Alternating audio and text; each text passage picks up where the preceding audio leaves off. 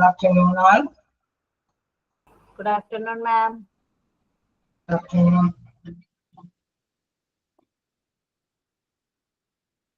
എല്ലാവരെയും human resource management എടുത്ത് കാണാമല്ലേ?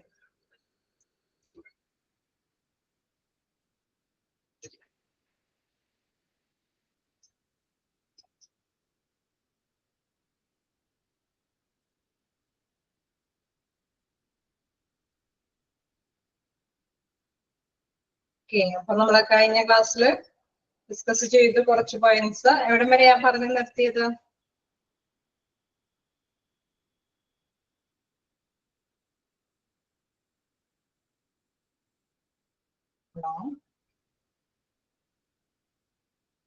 എവിടം വരെയാ പറഞ്ഞു നിർത്തിയത്?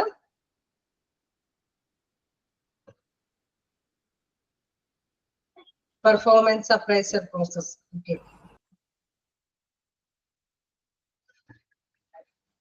കംപ്ലീറ്റ് ചെയ്തു.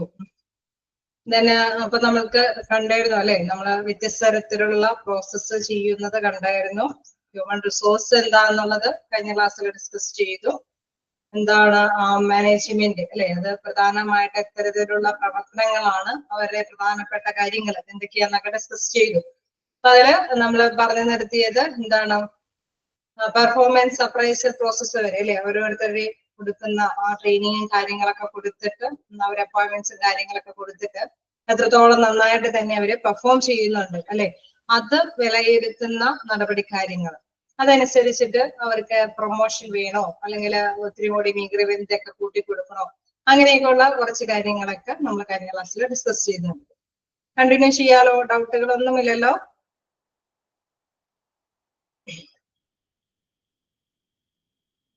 ഓക്കെ, നെക്സ്റ്റ് നമുക്ക് നോക്കാം ട്രെയിനിങ് ആൻഡ് ഡെവലപ്മെന്റ് പ്രോസസ്സ്. മറ്റൊരു പ്രവർത്തനം എന്ന് പറയുന്നത് ട്രെയിനിങ് അല്ലെ. നമ്മൾ കണ്ടു അല്ലെ, അവര് സ്റ്റാഫ് അപ്പോയിന്റ്മെന്റ്സും കാര്യങ്ങളൊക്കെ കഴിയുമ്പോൾ അവർക്ക് നിശ്ചിത രീതിയിലുള്ള ട്രെയിനിങ് ഒക്കെ ആവശ്യമാണ് അല്ലെ. Blend of many sub process which intend to correct the quality of work of the individual.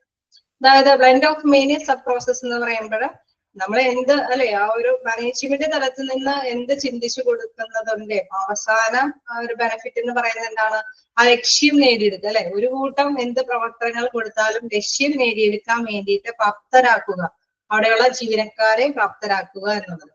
അപ്പൊ അതിനുവേണ്ടി പ്രധാനമായിട്ട് നമുക്കറിയാം ട്രെയിനിങ്ങോ അല്ലെങ്കിൽ ഡെവലപ്മെന്റ് പ്രോസസ്സുകൾ, അവരുടെ വളർച്ചയ്ക്ക് ആവശ്യമായിട്ടുള്ള സ്കിൽ ഓറിയന്റഡ് ആയിട്ടുള്ള എന്തെങ്കിലും കാര്യങ്ങളൊക്കെ അവർക്ക് ചെയ്തു കൊടുക്കേണ്ടതുണ്ടാവും. അതാണ് ട്രെയിനിങ് ആൻഡ് ഡെവലപ്മെന്റ് പ്രോസസ്സിൽ പറയുന്നത്. Blend of many sub process which intended to correct the quality of work of the individual. Next എന്താണ്, കോമ്പൻസേഷൻ ആൻഡ് റിവാർഡ് പ്രോസസ്. നമ്മളിപ്പോ ഒരു തൊഴിൽ അല്ലാതെ എപ്പോഴും കണ്ടിന്യൂസ് ആയിട്ട് ഒരു ഫാക്ടറിയിലോ എവിടെയാണെങ്കിലും ജോലി ചെയ്യുമ്പോൾ അവിടെ നമുക്ക് വീണ്ടും വീണ്ടും പോവാനായിട്ട് എന്തെങ്കിലും അല്ലെ, എന്തെങ്കിലും നമുക്ക് സാലറി മാത്രം മതിയാവോ?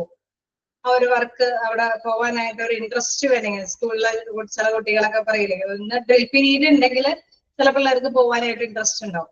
ശരിയാണോ? എനിക്ക് മാത്രം തോന്നുന്നതാണോ അല്ലെ?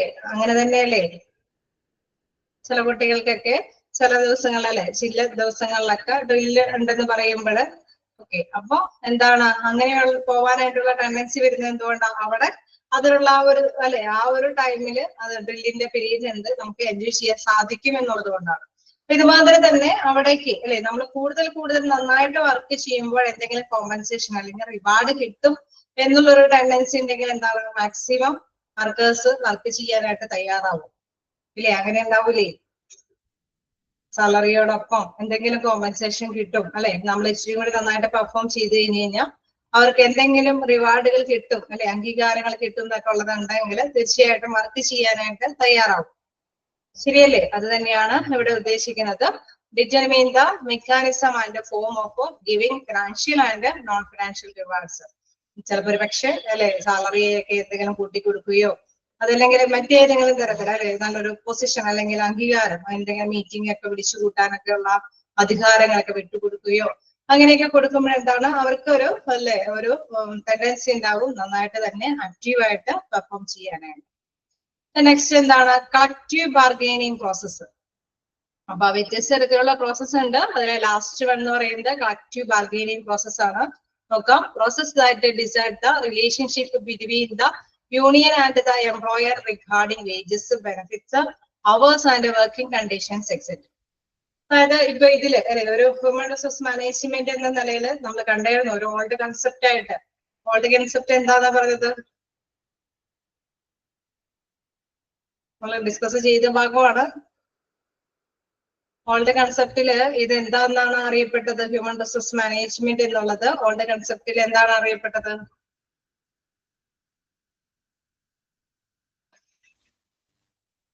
Okay, personal manager. ഗുഡ്. അപ്പൊ എന്താണ് പേഴ്സണൽ മാനേജർ എന്നുള്ള ഒരു പദമാണ് അല്ലെ. ആ ടൈമില് നമ്മൾ കണ്ടായിരുന്നു എന്താണ് ഒരു മീഡിയേറ്റർ ആയിട്ടാണ് അദ്ദേഹം നിലകൊണ്ടിരുന്നത്. അതായത് എന്തെങ്കിലും പ്രോബ്ലംസ് അല്ലെ അവിടെ വർക്കേഴ്സിന്റെ ഇടയിൽ എന്തെങ്കിലും സമയത്തിന്റെ കാര്യത്തില്, അതല്ലെങ്കിൽ എന്തെങ്കിലും ബെനിഫിറ്റിന്റെ കാര്യത്തില്, അല്ലെങ്കിൽ സാലറിയുടെ കാര്യത്തിൽ എന്തെങ്കിലുമൊക്കെ തർക്കങ്ങൾ ഉണ്ടെങ്കിൽ പരിഹരിച്ച് അത് മാനേജ്മെന്റിൽ നിന്ന് അല്ലെ ഏതെങ്കിലും അവരുടെ ആ മാറ്റേഴ്സുകൾ എന്താണെന്നുള്ളത് കണ്ടറിഞ്ഞ് പരിഹരിക്കുക എന്നുള്ള ഒരു മീഡിയേറ്റർ ആയിട്ട് നിലകൊള്ളുന്ന ഒരു ഇതായിരുന്നു പേഴ്സണൽ മാനേജ്മെന്റിന് ഉണ്ടായിരുന്നത്. അപ്പോൾ അങ്ങനെ ഒരു ഡ്യൂട്ടിയും എന്താ ഹ്യൂമൻ റിസോഴ്സ് മാനേജ്മെന്റിന്റെ പ്രോസസ്സിലുണ്ട്. ഇതാണ് പറയുന്നത് കളക്റ്റീവ് ബാർഗൈനിങ് അല്ലെ. നമ്മള് വിലപേശി മേടിക്കേണ്ടതുണ്ടെങ്കിൽ അത് തൊഴിലാളികൾ അങ്ങനെ ആവശ്യപ്പെടുന്നുണ്ടെങ്കിൽ അത് കറക്റ്റ് ആണ് എങ്കിൽ അത് മാനേജ്മെന്റിൽ നിന്ന് തന്നെ മേടിച്ച് അവർക്ക് കൊടുക്കണം എന്നുള്ളത്. Process that decide the relationship between the union and the employer regarding wages, benefits, hours and working condition. ചിലപ്പോഴൊക്കെ എന്താണ് വർക്കിംഗ് കണ്ടീഷനിലായിരിക്കും അവർക്ക് പ്രോബ്ലം അല്ലെ. മതിയായ രീതിയിൽ ഒരുപക്ഷെ സാലറി കൊടുക്കുന്നുണ്ടാവാം, അല്ലെങ്കിൽ എന്താണ് ടൈമൊക്കെ കുഴപ്പമുണ്ടാവില്ല. ചിലപ്പോൾ എന്താ പറയാ ഭയങ്കര ചൂടും അല്ലെ എന്തെങ്കിലും അങ്ങനെയൊക്കെയുള്ള മാറ്റേഴ്സ് ഉണ്ടെങ്കിൽ ചിലപ്പോൾ അവര് അവേഴ്സ് ഒക്കെ ഇപ്പോഴത്തെ കണ്ടീഷനുകളിൽ നമുക്കറിയാം അല്ലെ. ഈ ഒരു ചൂടുകാലത്തിന്റെ സമയത്തൊക്കെ ചിലപ്പോൾ ഇച്ചിരി കൂടി വേറൊരു സമയം കൊടുക്കണമെന്ന്, അല്ലെങ്കിൽ നമ്മളുടെ അല്ലെ ഉച്ച സമയത്ത് കുറച്ചും കൂടി സമയം ഫ്രീ ആയിട്ട് അനുവദിക്കണമെന്നുള്ള ചിലപ്പോൾ ആവശ്യമായിരിക്കും. അപ്പൊ ഇത് തന്നെ ആവശ്യമാണ് എങ്കിലും അത് ഇടനിലക്കാരൻ എന്ന നിലയിൽ ഹ്യൂമൻ റിസോഴ്സ് മാനേജ്മെന്റിൽ നിന്ന് തന്നെ അവരുടെ ആ പ്രോബ്ലംസ് അത് കൈകാര്യം ചെയ്ത് കൊടുക്കേണ്ട പ്രോസസ്സാണ് കളക്റ്റീവ് ബാർഗൈനിങ് പ്രോസസ്സിൽ പറയുന്നത്. ഓക്കെ, അപ്പൊ നമ്മൾ ഡിഫറെന്റ് പ്രോസസ്സുകളാണ് ഡിസ്കസ് ചെയ്തത്. ജസ്റ്റ് വായിച്ചു നോക്കാം. എന്തെങ്കിലും ഡൗട്ട് ഉണ്ടെങ്കിൽ ചോദിക്കാം.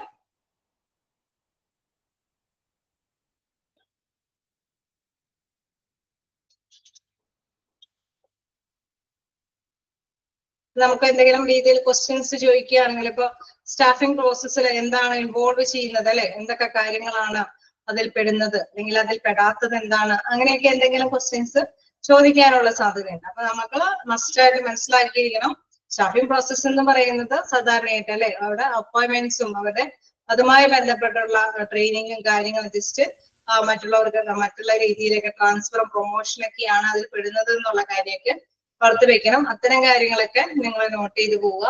പിന്നെ എന്താണ് പെർഫോമൻസ് അപ്രൈസൽ പ്രോസസ് എന്നുകൊണ്ട് ഉദ്ദേശിക്കുന്നത്, അതിലും എന്തൊക്കെയാണ് പെടുന്നത്. അപ്പൊ ഏതെങ്കിലും രീതിയിൽ ഇങ്ങനെ ഒരു ഇത് വരുമ്പോൾ എന്താണ് അതിൽ മീൻ ചെയ്യാൻ എന്നുള്ള കാര്യം ഫസ്റ്റ് ആയിട്ട് നോട്ട് ചെയ്ത് പോവുക. ഓക്കെ, നെക്സ്റ്റ് എന്താണ് പേഴ്സണൽ പോളിസി. കണ്ടിന്യൂ ചെയ്യാലോ. ആർക്കെങ്കിലും എന്തെങ്കിലും മനസ്സിലാവാത്തതുണ്ടെങ്കിൽ ചോദിക്കാട്ടോ.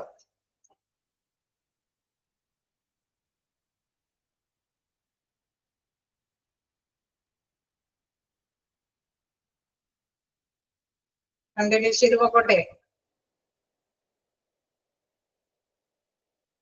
Hello, okay. നെക്സ്റ്റ് നമുക്ക് നോക്കാം personal പോളിസികൾ.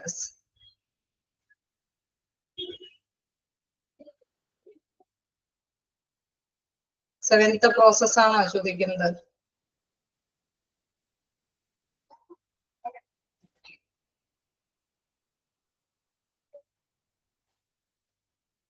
Compensation and reward process. Determine the mechanism and form for giving financial and non-financial rewards. അത് തന്നെയല്ലേ?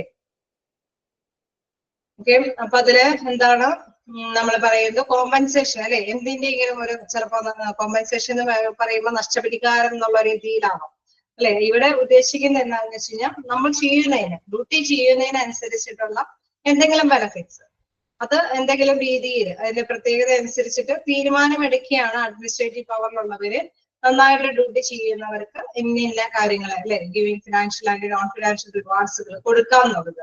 ചിലപ്പോൾ നമുക്കറിയാം ഒരു ഗ്രൂപ്പ് വൈസ് ഒക്കെയാണ് കൈകാര്യം ചെയ്യണമെങ്കിൽ ആ ഗ്രൂപ്പാണ് നന്നായിട്ട് കാര്യങ്ങൾ ചെയ്തെങ്കിൽ ആ ഗ്രൂപ്പിനെ എന്തെങ്കിലും അപ്രീസിയേറ്റ് ആയിട്ടുള്ള എന്തെങ്കിലും പോയിന്റ്സ് ഒക്കെ കൊടുത്ത് നമുക്കറിയാം ലാസ്റ്റ് ടൈമിലൊക്കെ ആയിരിക്കും അവരെല്ലാ പോയിന്റ്സും കൂടി നോക്കിയിട്ട് ഏറ്റവും ബെനിഫിറ്റ് ആയിട്ട് അല്ലെ നല്ല രീതിയിലുള്ള ഒരു എന്തെങ്കിലും സ്പെഷ്യൽ സമ്മാനങ്ങളൊക്കെ അവർക്ക് കോൺട്രിബ്യൂട്ട് ചെയ്യുന്നു. അപ്പൊ അത്തരത്തിലുള്ള പ്രോസസ്സും ആര് ചെയ്യേണ്ടതുണ്ട്, ഹ്യൂമൻ റിസോഴ്സ് മാനേജ്മെന്റ് വിങ്ങിൽ ചെയ്യേണ്ടതുണ്ട് എന്നുള്ളതാണ്. ഓക്കെ, അപ്പൊ ഇനി എന്തെങ്കിലും നമുക്കറിയാം എന്തെങ്കിലും ഓക്കെ നിങ്ങൾ ജസ്റ്റ് ഒന്ന് നോക്കുക. Leadership process, just determination process, task specialisation process, staffing process, then performance appraisal process, training and development process, compensation and reward process, then collective bargaining process. Okay, clear are you?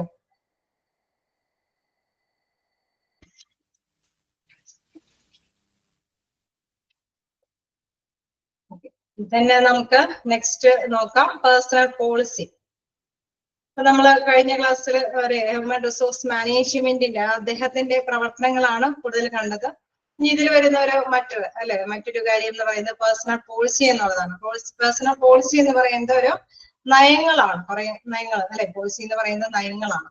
ഏതെങ്കിലും ഒരു സ്ഥാപനത്തില് അതിന്റെ ലക്ഷ്യം നേടിയെടുക്കാനായിട്ട് ചിലപ്പോഴെങ്കിലും ചില നയങ്ങൾ രൂപീകരിച്ചിട്ടുണ്ടോ അല്ലെ.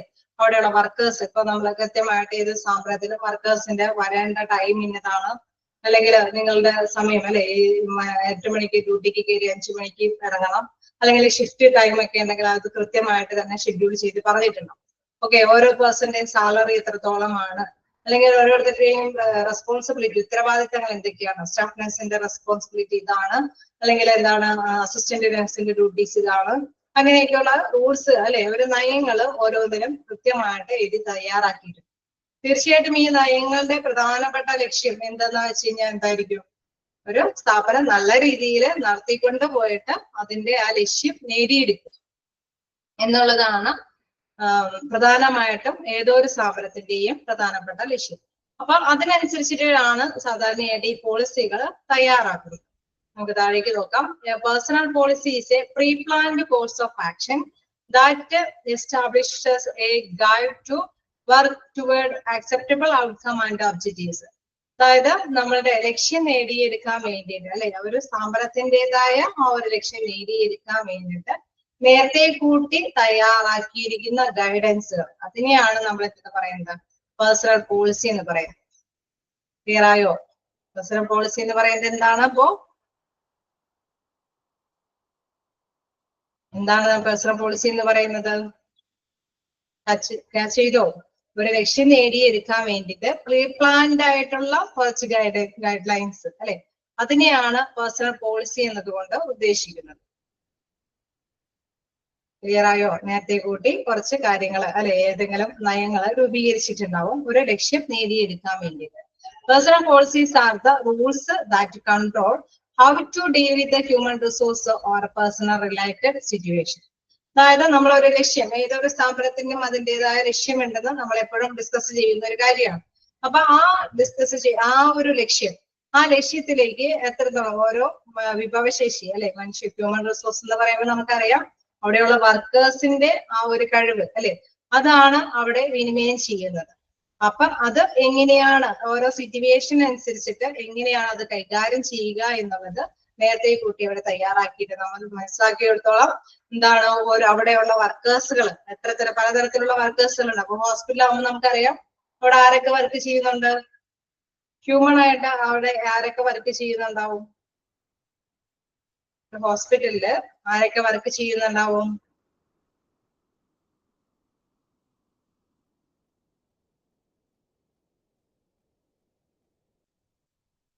സ്റ്റാഫ്, മൊത്തത്തില് സ്റ്റാഫുകളാണ്.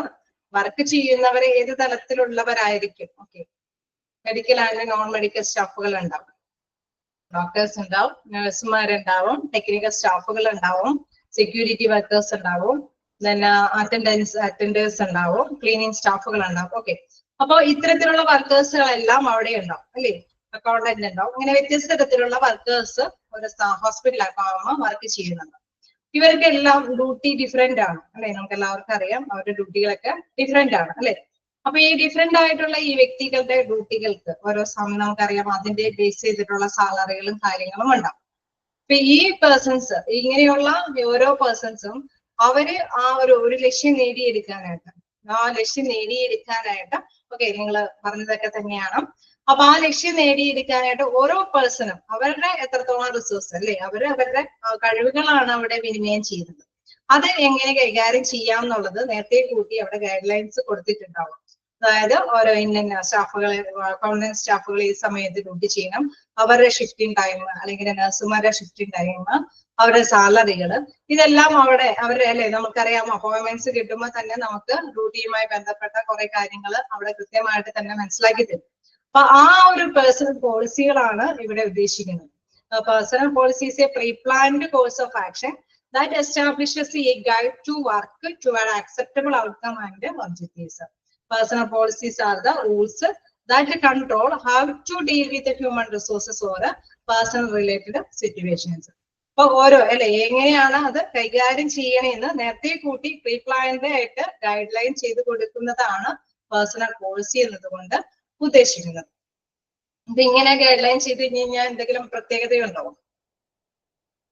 ഇങ്ങനെ നേരത്തെ കൂട്ടി സാലറി അല്ലെങ്കിൽ ഷിഫ്റ്റും ടൈമുകളൊക്കെ കൃത്യമായിട്ട് കൊടുത്തു കഴിഞ്ഞാൽ എന്തെങ്കിലും പ്രത്യേകതയുണ്ടോ? വലിയ തർക്കങ്ങളൊന്നും ഇല്ലാതെ തന്നെ അവർക്ക് അവരുടെ ഡ്യൂട്ടി ചെയ്യാൻ അല്ലെങ്കിൽ എന്തൊക്കെ റെസ്പോൺസിബിലിറ്റി ആണോ അവർക്ക് ചെയ്യുന്നത് എന്നുള്ളത് കൃത്യമായിട്ട് തന്നെ അവർക്ക് മനസ്സിലാക്കി തന്നെ അവർക്ക് ഡ്യൂട്ടിയിലേക്ക് പ്രവേശിക്കാനായിട്ട് സാധിക്കുമെന്നുള്ളതാണ്. അതുകൊണ്ട് തന്നെയാണ് പേഴ്സണൽ പോളിസിയുടെ കുറെ കാര്യങ്ങൾ ഇവിടെ കൃത്യമായിട്ട് പറയുന്നത്. എന്താണ് അതിന്റെ ഒബ്ജക്റ്റീവ്സ് പറയുന്നുണ്ട്, പ്രിൻസിപ്പിൾസ് പറയുന്നുണ്ട്, അതിന്റെ ക്യാരക്ടറിസ്റ്റിക്സ് പറയുന്നുണ്ട്. അങ്ങനെ വ്യത്യസ്ത തരത്തിലുള്ള കാര്യങ്ങളാണ് ഈ പേഴ്സണൽ പോളിസിയുമായി ബന്ധപ്പെട്ട് നമുക്ക് പഠിക്കാനുള്ളത്. അപ്പൊ അതില് ഫസ്റ്റ് വൺ പറയുന്നത് നോക്കാം. The following advantages are achieved by setting up personnel policies. എന്തൊക്കെ അഡ്വാൻറ്റേജുകളാണ് ഈ പേഴ്സണൽ പോളിസികൾ നേടിയെടുക്കാൻ വേണ്ടിയിട്ടുള്ളതെന്ന്. They help managers at different levels of decision making to take decisions without consulting their superior. അതായത് നമുക്കറിയാം അവിടെയുള്ള വർക്കേഴ്സിന്റെ ഓരോ കാര്യങ്ങളാണ് നേരത്തെ കൂട്ടിയിട്ട് തയ്യാറാക്കി വെച്ചിരിക്കുന്നത്. അതുകൊണ്ട് തന്നെ ഏതെങ്കിലും രീതിയിൽ എന്തെങ്കിലും തീരുമാനങ്ങൾ എടുക്കുമ്പോൾ സുപ്പീരിയറുടെ ക്ഷേമമൊന്നും ചോദിക്കാതെ തന്നെ അവർക്ക് തീരുമാനങ്ങളൊക്കെ എടുക്കാനായിട്ട് എളുപ്പം സാധിക്കുമെന്നുള്ളത്. നെക്സ്റ്റ് പറയുന്നത് they ensure long time welfare of employees and makes for a good employer employee relationship as favouritism and discrimination are reason. അതായത് നമ്മൾ നേരത്തെ കുട്ടികളെ ഇന്ന സമയം ഇപ്പൊ റിലേറ്റീവ്സിന്റെ വ്യക്തികൾ അല്ലെ നമ്മുടെ റിലേഷനുള്ള വ്യക്തികളാണ് അവിടെ വർക്ക് ചെയ്യുന്നതെങ്കിലും അവർക്കെല്ലാം ഒരേപോലത്തെ കൂലി തന്നെയായിരിക്കും കൊടുക്കേണ്ടി വരിക അല്ലെ. ഒരാളോട് കൂടുതൽ മമത കൂട്ടിയിട്ട് അവന് വേറെ കൂലിയും മറ്റൊരാൾക്ക് വേറൊരു കൂലിയും കൊടുക്കേണ്ട ഒരു ആവശ്യകത വരില്ല. കാരണം നേരത്തെ കൂട്ടി അവിടെ ഒരു പോളിസി നയമുണ്ട് അല്ലെ. ഒരു സ്ഥാപനത്തിന് അതിൻ്റെതായ നയങ്ങൾ അവിടെ ഉണ്ട്. അപ്പൊ അതുകൊണ്ട് തന്നെ എന്താണ് എല്ലാവരുടെ ഇടയിലും ഒരേപോലെ മാനേജേഴ്സിന് വർദ്ധിക്കാനായിട്ട് സാധിക്കുമെന്നുള്ളത്. ശരിയാണോ? ഇങ്ങനെയൊക്കെ നേരത്തെ കൂട്ടി നയങ്ങൾ ഉണ്ടെങ്കിൽ എന്തെങ്കിലും ബെനിഫിറ്റ് ഉണ്ടോ? യെസ്. അപ്പൊ നമുക്ക് അല്ലെ നമ്മുടെ നമ്മൾ ഒരു പക്ഷേ മേലുദ്യോഗസ്ഥരായിട്ടായിരിക്കും വർക്ക് ചെയ്തത്. വരുന്നവര് ചിലപ്പോൾ അല്ലെ താഴെയുള്ള ലെവലിലുള്ള വർക്കേഴ്സ് ആയിരിക്കും. അവർക്ക് എന്തെങ്കിലും കൂട്ടിക്കൊടുക്കാൻ പറ്റുമോ അല്ലെങ്കിൽ സമയത്തിന് എന്തെങ്കിലും അഡ്ജസ്റ്റ് ചെയ്യാൻ പറ്റുമോ എന്നൊക്കെ പറഞ്ഞു കഴിഞ്ഞാൽ എപ്പോഴും ശുപാർശയ്ക്ക് വന്നാൽ ഇവർക്കൊന്നും ചെയ്യാൻ പറ്റില്ല അല്ലെ. കാരണം എന്തുകൊണ്ടാ നേരത്തെ കൂട്ടി ആ ഒരു ഫേമിന് അല്ലെങ്കിൽ ആ ഹോസ്പിറ്റലിന് ആ ഒരു കമ്പനിക്ക് അതിൻ്റെതായ റൂൾസ് ആൻഡ് റെഗുലേഷൻസ് ഉണ്ട്. അത് മസ്റ്റ് ആയിട്ട് ഫോളോ ചെയ്യേണ്ടതായിട്ട് വരുമെന്നുള്ളത്. അത് തന്നെയാണ് ഇവിടെ പറയുന്നത്. They ensure long term welfare of employees and makes for a good employee relationship as favouritism and discrimination are reasoned. ഒരിക്കലും അല്ലെ എന്തെങ്കിലും വ്യക്തിപരമായ അടുപ്പമോ അല്ലെങ്കിൽ തരം താഴ്ത്തേണ്ട അവസ്ഥയോ അവിടെ എംപ്ലോയറും എംപ്ലോയിയും തമ്മിൽ വരുന്നില്ല എന്നുള്ളതാണ്. ഓക്കെ, എല്ലാവർക്കും ഒരേപോലെ തന്നെ പോളിസികൾ പാലിക്കേണ്ടതായിട്ടുള്ള അവസ്ഥകളുണ്ട്. ഓക്കെ അല്ലെ, കണ്ടിന്യൂ ചെയ്തോട്ടെ.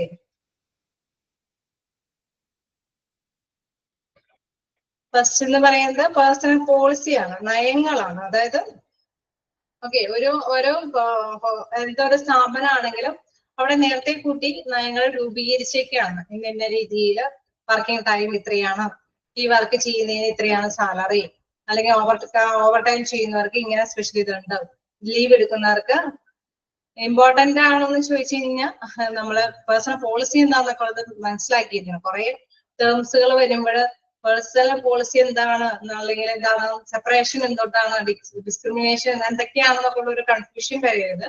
ജസ്റ്റ് എന്തായാലും എല്ലാ കാര്യങ്ങളും ഇൻ കേസ് ഒരു ഇന്റർവ്യൂവിനെങ്കിലും ഫേസ് ചെയ്യുമ്പോൾ എന്തെങ്കിലും ചോദിച്ചാലോ, അപ്പൊ നമ്മൾ അതിനെ മുൻകൂട്ടി കണ്ടുകൊണ്ട് തന്നെ ജസ്റ്റ് എല്ലാ കാര്യങ്ങളും മനസ്സിലാക്കി തന്നെ പോവുക. പിന്നെ അത്രപ്പെടുത്ത് അല്ലെ, ഈ ഒരു ചാപ്റ്ററിൽ നിന്ന് ഒരുപാട് ക്വസ്റ്റ്യൻസ് ഒന്നും നമുക്ക് പ്രതീക്ഷിക്കാൻ പറ്റില്ല. കുറച്ച് ക്വസ്റ്റ്യൻസേ പറ്റുള്ളൂ അല്ലെ. എല്ലാ ഇതുകളും നിങ്ങൾക്കറിയാം. ഇപ്പൊ സെക്കൻഡ് മൊഡ്യൂൾ ആയും ഈ തേർഡ് മൊഡ്യൂൾ ആവുമ്പോൾ നിങ്ങൾക്കറിയാം എല്ലാം ലെങ്തി ചാപ്റ്റേഴ്സ്. പക്ഷെ നിങ്ങൾക്ക് ഫസ്റ്റ് അല്ലെ, ഫസ്റ്റ് സെക്കൻഡും ഇതിലുണ്ടായിരുന്ന അത്രയും തന്നെ ക്വസ്റ്റ്യൻസ് തന്നെ ഇതിലും വരുള്ളൂ. പക്ഷെ എല്ലാം ലെങ്തി ചാപ്റ്റേഴ്സ് ആണ്. പക്ഷെ കുറച്ച് ക്വസ്റ്റ്യൻസ് തന്നെ ഇതിന് വരാൻ സാധ്യതയുള്ളൂ. അതുകൊണ്ട് എല്ലാം തന്നെ ഇമ്പോർട്ടന്റ് ആണെന്ന് വിചാരിക്കേണ്ട.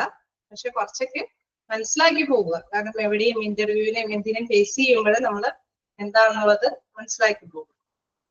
ചോദിച്ചു കഴിഞ്ഞാൽ എന്താ പറയാ, തപ്പിത്തറിയാതെ ജസ്റ്റ് എന്താണെന്ന് മീൻ ചെയ്തത് നമുക്ക് എളുപ്പം അവരോട് ആക്ട് ചെയ്യാൻ പറ്റുമല്ലോ. അതുകൊണ്ടാണ് ഞാൻ അങ്ങനെ പറഞ്ഞത്. എന്തായാലും ഇമ്പോർട്ടന്റ് ആയിട്ടുള്ള കാര്യങ്ങൾ ഞാൻ ജസ്റ്റ് ഒന്ന് നിങ്ങളോട് അണ്ടർലൈൻ ചെയ്യാനായിട്ട് പറഞ്ഞു പോകാറുണ്ട്. അപ്പൊ ഇത്തരം കാര്യങ്ങൾ, അത് പേഴ്സണൽ പോളിസി എന്നുള്ളത് ഓർത്ത് വെക്കുക. ഒരു നയങ്ങളാണ്. ഏതൊരു സ്ഥാപനത്തിന്റെയും കുറച്ച് മുൻകൂട്ടി തയ്യാറാക്കുന്ന നയങ്ങളെയാണ് പോളിസി എന്ന് പറയുന്നത്. ആ പോളിസിയിൽ എല്ലാ കാര്യങ്ങളും ഉൾപ്പെടുത്തിയിട്ടുണ്ടാവും. നിങ്ങൾക്ക് കുറച്ച് പഠിക്കാനുണ്ട്.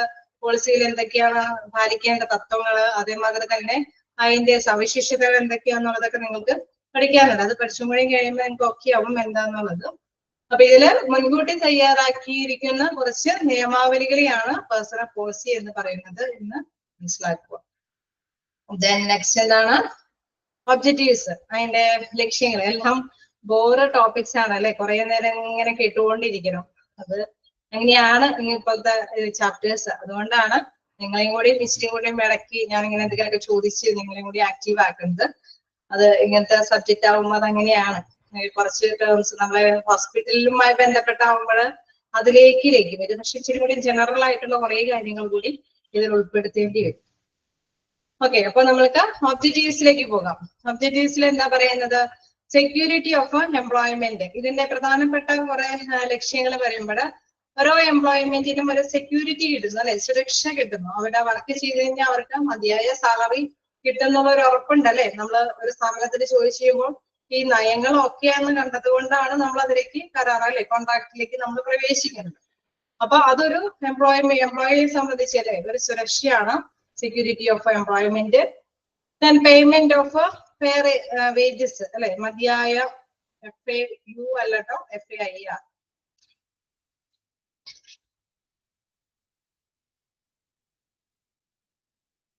കറക്റ്റ് ചെയ്തോ? Security of employment. Second one payment of fair wages, മതിയായ കൂലി നമുക്ക് ലഭിക്കുന്നു എന്നുള്ളത് ഉറപ്പുവരുത്താൻ സാധിക്കും. സൗണ്ട് ഇൻഡസ്ട്രിയൽ റിലേഷൻ, അതായത് ആ സ്ഥാപനവുമായിട്ട് നല്ലൊരു ബന്ധം അല്ലെ, വ്യാവസായിക ബന്ധം സ്ഥാപിക്കാനായിട്ട് സാധിക്കും എന്നുള്ളത്. നമ്മൾ നേരത്തെ പറഞ്ഞു അല്ലെ, ഒരു എന്താ പറയുക, ഒരാളെയും താഴ്ത്തി കെട്ടി FAIR,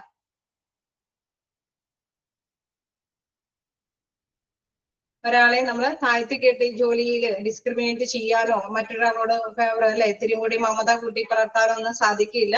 നയങ്ങൾ ഉള്ളത് കൊണ്ട് എല്ലാവരും അത് ഫോളോ ചെയ്യേണ്ടതായിട്ട് വരും. അപ്പൊ എന്താണ്, എല്ലാവർക്കും അല്ലെ സൗണ്ട് ഇൻഡസ്ട്രിയൽ റിലേഷൻഷിപ്പ് എല്ലാവരോടും മതിയായ ഒരു ബന്ധം കാത്തു സൂക്ഷിക്കാൻ സാധിക്കും. ദെൻ ട്രെയിനിങ് ഓഫ് എവരിവൺ, എല്ലാവർക്കും തന്നെ ഒരുപോലെ തന്നെ ട്രെയിനിങ് ഒക്കെ ഉണ്ടെങ്കിൽ എല്ലാവർക്കും തന്നെ അത് കിട്ടും എന്നുള്ളതാണ്. Then optimal use of human resource, അതായത് മനുഷ്യന്റെ വിഭവശേഷി നല്ല രീതിയിൽ തന്നെ ഉപയോഗിക്കാനായിട്ട് സാധിക്കും എന്നുള്ളത്. എല്ലാവർക്കും ഒരു പേടി കൂടാതെ ഞാൻ അധ്വാനിക്കുന്നതിനനുസരിച്ച് അല്ലെ കൂലി ഉണ്ട് എന്നുള്ളത്, അല്ലെങ്കിൽ സമയത്തിനനുസരിച്ചിട്ടുള്ള ഒരു റിട്ടേൺ നമുക്ക് കിട്ടും. അങ്ങനെയൊക്കെയുള്ള കൃത്യമായിട്ടുള്ള നയങ്ങളുടെ വെളിച്ചത്തിലാണ് അവിടെ ഡ്യൂട്ടിയിൽ പ്രവേശിക്കുന്നത്. അതുകൊണ്ട് തന്നെ എന്താണ്, അവർക്ക് നന്നായിട്ട് നല്ല രീതിയിൽ തന്നെ ഹ്യൂമൻ റിസോഴ്സസ് നമുക്ക് യൂസ് ചെയ്യാനായിട്ട് സാധിക്കും. റെസ്പെക്ടിങ് ഹ്യൂമൻ ഡിഗ്നിറ്റി അല്ലെ, എല്ലാവരുടെയും മാനസിക അന്തസ്സിനെ മാനിക്കുന്ന തരത്തിലാണ് എല്ലാവർക്കും. നമുക്കറിയാം ആ ഒരു ജോലിയിലേക്ക് പ്രവേശിക്കുന്നതിന് മുമ്പ് തന്നെ അത് ഓക്കെയെന്ന് അല്ലെ ഓരോ തൊഴിലാളികളും വ്യക്തമാക്കിയതിനു ശേഷമാണ് പ്രവേശിക്കുന്നത് അല്ലെ. അപ്പൊ അതുകൊണ്ട് തന്നെ എല്ലാവർക്കും തുല്യ ഒരു ഡിഗ്നിറ്റി, ഒരു അന്തസ്സ് കാത്തു സൂക്ഷിക്കത്തക്ക വിധത്തിൽ എല്ലാവർക്കും നല്ലൊരു പരിഗണന, ബഹുമാനാർത്ഥം അതിലുണ്ടായിരിക്കും എന്നുള്ളതാണ്. ഇത്രയാണ് അതിന്റെ ഒബ്ജക്റ്റീവ്സ്, ലക്ഷ്യങ്ങളിൽ പെടുന്നത്. ഓക്കെ ആണോ? എന്താണ് പേഴ്സണൽ പോളിസിയുടെ ഒബ്ജക്റ്റീവ്സ് എന്ന് പറയുന്നത്?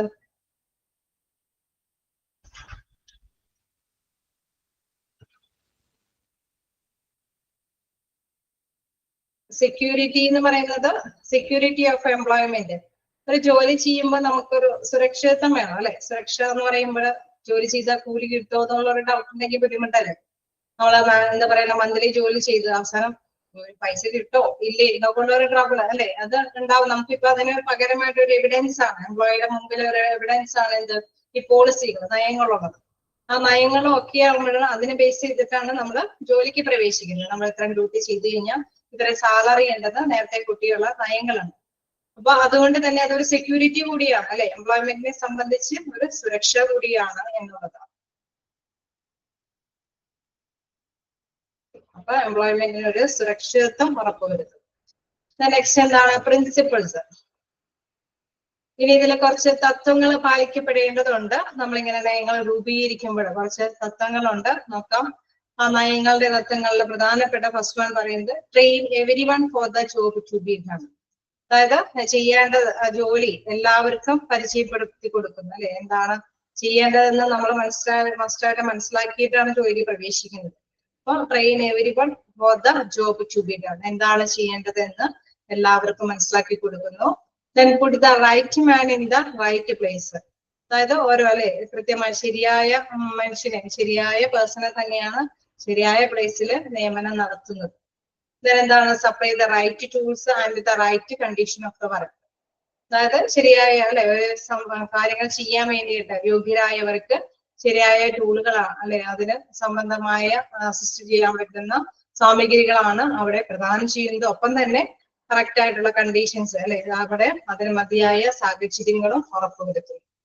Then make the organization a coordinated team through a proper coordinate and administration of various departments and divisions. ഇപ്പൊ എന്താണ് ഇതിൽ പറയുന്നത്, organisation coordinate team through A proper coordinate. അതായത് നമുക്കറിയാം ഓരോ നയങ്ങൾ അനുസരിച്ചിട്ട് ഓരോ വർക്കേഴ്സും, നിങ്ങൾ തന്നെ പറഞ്ഞു അല്ലെ, ഒരു ഹോസ്പിറ്റലൊക്കെ വ്യത്യസ്ത തരത്തിലുള്ള വർക്കേഴ്സ് അവിടെ വർക്ക് ചെയ്യുന്നുണ്ട്. എല്ലാവരെയും ഒന്നിച്ച് എന്തിലേക്കാണ് കൊണ്ടുവന്നത്, അവര് നമ്മൾ കഴിഞ്ഞ ക്ലാസ്സിലൊക്കെ ഡിസ്കസ് ചെയ്തു, ആ മാനേജ്മെന്റ് പ്രോഫിറ്റബിൾ ആക്കുക, അല്ലെങ്കിൽ ആ ഒരു ഓർഗനൈസേഷന്റെ ലക്ഷ്യം സാധ്യമാക്കുക, അല്ലെങ്കിൽ ആ സർവീസ് നല്ല രീതിയിലുള്ള സേവനം ചെയ്യുന്ന ഹോസ്പിറ്റലാണെന്ന് അറിയപ്പെടുത്തുക എന്നുള്ളതാണ് എല്ലാത്തിന്റെയും ഒരു ലക്ഷ്യം അല്ലെ, എല്ലാത്തിന്റെയും അവസാനം. അപ്പൊ അതിനു വേണ്ടിയിട്ടുള്ള കോർഡിനേഷൻ ഏകോപിപ്പിച്ചു കൊണ്ടുപോവുക. Throw proper coordinate and administration of various department and divisions. വ്യത്യസ്ത തരത്തിലുള്ള അല്ലെ വ്യത്യസ്ത തരത്തിലുള്ള ഡിപ്പാർട്ട്മെന്റുകളും ഡിവിഷനുകളും ഒക്കെ ഒന്നിച്ച് കോർഡിനേറ്റ് ചെയ്ത് ലക്ഷ്യത്തിലേക്ക് കൊണ്ടുവരാനായിട്ട് സാധിക്കും. അത് ആ ഒരു തത്വം ഉൾക്കൊണ്ടിട്ടായിരിക്കണം ഈ നയങ്ങൾ രൂപീകരിക്കേണ്ടത്.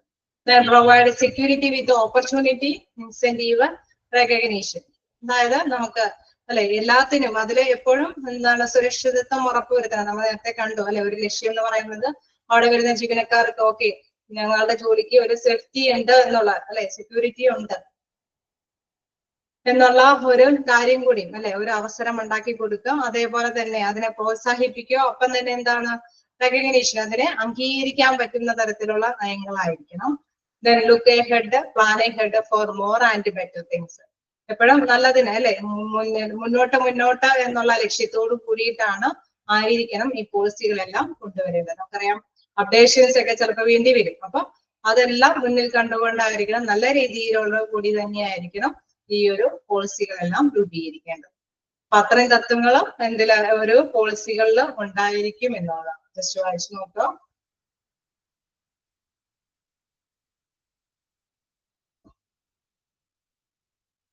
നിങ്ങൾ ചോദിച്ച മാതിരി പോളിസി എത്ര പ്രധാനപ്പെട്ടതാണെന്ന് ചോദിച്ചാൽ അത്ര പ്രധാനപ്പെട്ടതല്ല, നിങ്ങൾ എന്നാലും മനസ്സിലാക്കി പോകും.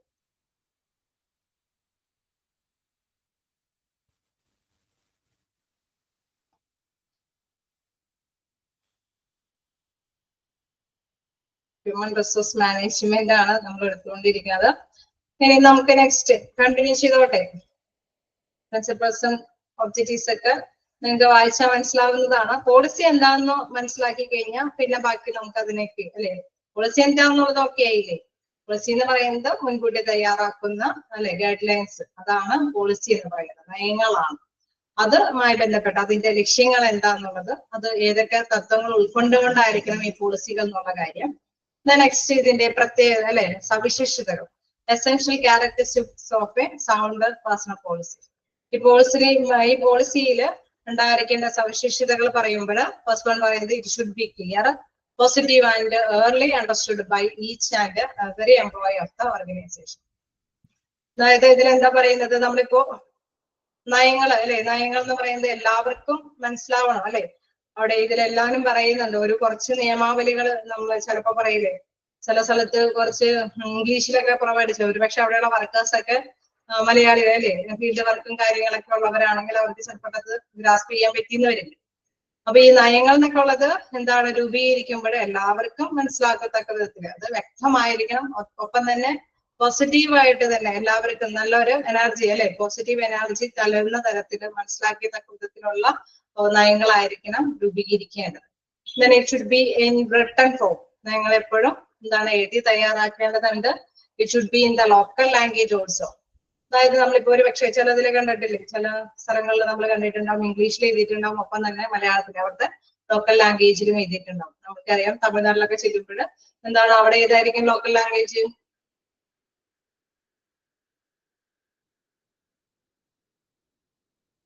അവിടുത്തെ ലാംഗ്വേജ് എന്തായിരിക്കും? ഓക്കെ, തമിഴിലായിരിക്കും. അപ്പൊ അവിടെ കൊണ്ടത് ഇംഗ്ലീഷിലും മലയാളത്തിലും എഴുതി വെച്ച കാര്യമുണ്ടോ? ഇല്ല. അപ്പൊ അവിടുത്തെ നയങ്ങൾ എന്തായിരിക്കണം, ആ ഒരു വർക്കേഴ്സുമായി ബന്ധപ്പെട്ട കാര്യങ്ങളൊക്കെ ഒരുപക്ഷെ ചിലപ്പോൾ ഇംഗ്ലീഷിലും എഴുതിയിട്ടുണ്ടെങ്കിലും അവിടുത്തെ ലോക്കൽ ലാംഗ്വേജും കൂടി എഴുതിയിട്ടുണ്ടായിരിക്കും. അപ്പൊ അതുമാതിരി അത് ക്ലിയർ ആയിരിക്കണം, വ്യക്തമായിട്ട് മനസ്സിലാക്കാൻ പറ്റുന്ന തരത്തിലായിരിക്കണം, റിട്ടേൺ ഫോമിലായിരിക്കണം, ഒപ്പം തന്നെ ലോക്കൽ ലാംഗ്വേജിലും കൂടി എഴുതിയിട്ടുണ്ടായിരിക്കണം. then it should be generally known to all those who are interested. അതായത് എല്ലാവർക്കും അല്ലെ, നമുക്ക് മനസ്സിലാക്കിയത്തക്ക വിധത്തിൽ എന്താണ് ഇത് എല്ലാവർക്കും ഒരു ഇഷ്ടപ്പെടുന്ന തരം, എല്ലാവർക്കും ഫേവറബിൾ ആയിട്ടുള്ള, എല്ലാവർക്കും ഫേവറബിൾ ആയിട്ടുള്ള കാര്യങ്ങൾ അല്ലെ, നമുക്ക് അവിടെയുള്ള വർക്കേഴ്സിന് എല്ലാവർക്കും ഇഷ്ടപ്പെടുന്ന തരത്തിലുള്ള കാര്യങ്ങളായിരിക്കണം അതിൽ പ്രതിപാദിച്ചു പോകേണ്ടത്. and it should be written in order to preserve it against loss. ഒരിക്കലും നഷ്ടപ്പെടാത്ത വിധത്തിലുള്ള റിട്ടേൺ ഫോമിലായിരിക്കണം എഴുതപ്പെടുന്നത്. ഒരു പക്ഷെ നമ്മൾ എന്താ പറയണ, ഒരു മഴയും കാര്യങ്ങളൊക്കെ കൊണ്ടുവന്നു കഴിഞ്ഞാൽ ചിലപ്പോൾ ഈ നയങ്ങളൊക്കെ എന്താ പറയാ മാഞ്ഞു പോവുകയോ അല്ലെങ്കിൽ നഷ്ടപ്പെട്ടു പോവാൻ സാധ്യതയുണ്ടെങ്കിൽ ആ ഭാഗത്തൊന്നും ആയിരിക്കരുത് നയങ്ങളൊക്കെ എഴുതി തയ്യാറാക്കേണ്ടത്. It must be reasonably stable but not rigid.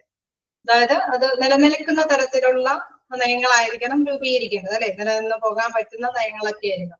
പറ്റാത്ത തരത്തിലുള്ള ഷിഫ്റ്റും ഡ്യൂട്ടിയും ഓവർ ഡ്യൂട്ടിയും ഒക്കെ വന്നു കഴിഞ്ഞാൽ ജനങ്ങൾക്ക് ചിലപ്പോൾ അല്ലെ അവിടെയുള്ള വർക്കേഴ്സിനെ ഫോളോ ചെയ്യാൻ പറ്റിയെന്നും വരില്ല. പക്ഷെ അതിന്റെ ഒരു പ്രത്യേകത നോട്ട് റിജിഡ് അല്ലെ, നിലനിർത്തി പോകാൻ പറ്റുന്നതായിരിക്കാം, പക്ഷെ കർക്കശം ഉള്ളതാവില്ല.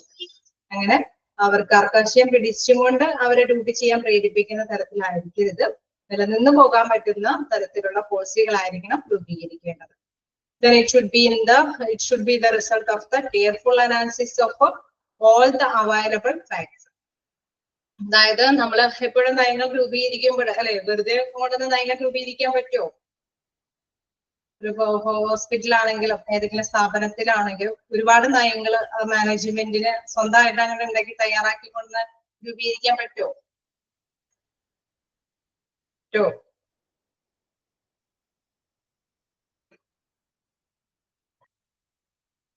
ഇല്ല. അത് സാധ്യമായ എല്ലാ വശങ്ങളും അല്ലെ, അവൈലബിൾ ആയിട്ടുള്ള എല്ലാ സാധ്യമായിട്ടുള്ള വശങ്ങളെല്ലാം പരിശോധിച്ച് ഉറപ്പിച്ച് അനലൈസ് ചെയ്ത് അത് വിശകലനമൊക്കെ ചെയ്ത് അതിന്റെ പരിണത ഫലമായിട്ടായിരിക്കണം ഈ രൂപീകരണം, ഈ നയങ്ങൾ രൂപീകരിക്കേണ്ടത് അല്ലെ. ഇങ്ങനെയൊക്കെ നമ്മൾ സമയം ഫിക്സ് ചെയ്ത് കഴിഞ്ഞാൽ എല്ലാവർക്കും ഫോളോ ചെയ്യാൻ പറ്റുമോ? ഇങ്ങനെയൊക്കെ ടാർജറ്റ് ഫിക്സ് ചെയ്താൽ അത് എല്ലാവർക്കും കൈകാര്യം ചെയ്യാൻ പറ്റുമോ? അല്ലെങ്കിൽ സാലറി ഒക്കെ ഇത്രയും അല്ലെ എല്ലാവരും നമുക്കറിയാം ഒരു സ്ഥാപനം നിലനിന്ന് പോകണമെങ്കിൽ ആ സ്ഥാപനത്തിന്റെ ഫിനാൻഷ്യലും അല്ലെ ഒരു സപ്പോർട്ടീവായിട്ട് നിൽക്കണം. അവർക്ക് ബേർഡൻ ആവാനും പാടില്ല, എന്നാൽ തൊഴിലാളികൾക്ക് സാറ്റിസ്ഫാക്ഷനും അല്ലെ സംതൃപ്തി ആവുകയും വേണം.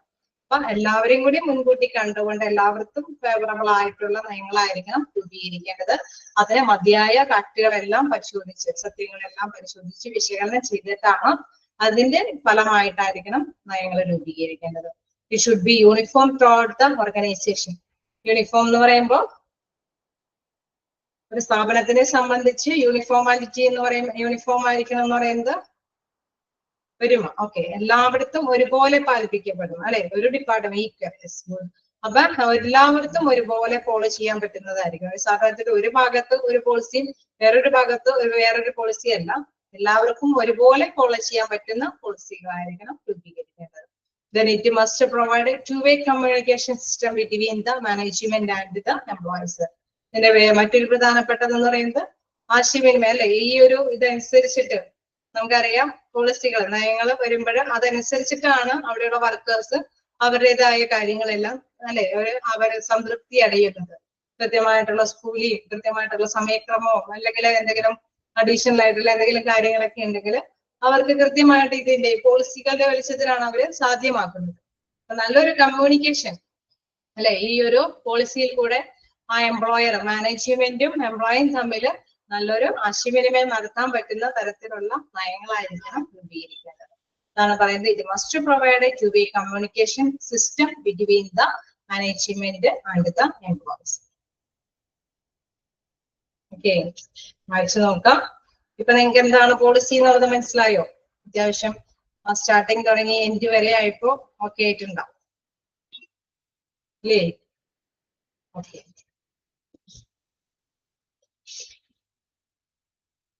അപ്പൊ എന്തെങ്കിലും ഡൗട്ടുകൾ ഉണ്ടെങ്കിൽ ചോദിക്കാം. ചിലപ്പോ ക്യാരക്ടറിസ്റ്റിക്സ് ഒക്കെ ഒന്ന് ജസ്റ്റ് ഒന്ന് നോട്ട് ചെയ്ത് പോക്കും ചിലപ്പോഴെങ്കിലും അല്ലെ. യൂണിഫോം ഇതിന്റെ എന്തെങ്കിലും ഒരു ക്യാരക്ടറിസ്റ്റിക്സ് എന്തെങ്കിലുമൊക്കെ ചോദിച്ചു കഴിഞ്ഞാൽ നമ്മൾക്ക് അല്ലെ അറിയാൻ കഴിയണം. പോളിസി എന്നുള്ളതിന്റെ ബേസ് ചെയ്യാം. അപ്പൊ നമുക്ക് എന്താണ് പോളിസി എന്നുള്ളതും കൂടി മീൻ ചെയ്യാനായിട്ട് സാധിക്കും. അതിന്റെ ഒരു ക്യാരക്ടറിസ്റ്റിക്സ് പഠിച്ചാൽ തന്നെ അത് മനസ്സിലാക്കിയെടുക്കാൻ സാധിക്കും. ഓക്കെ, എന്തെങ്കിലും ഡൗട്ടുകൾ ഉണ്ടോ?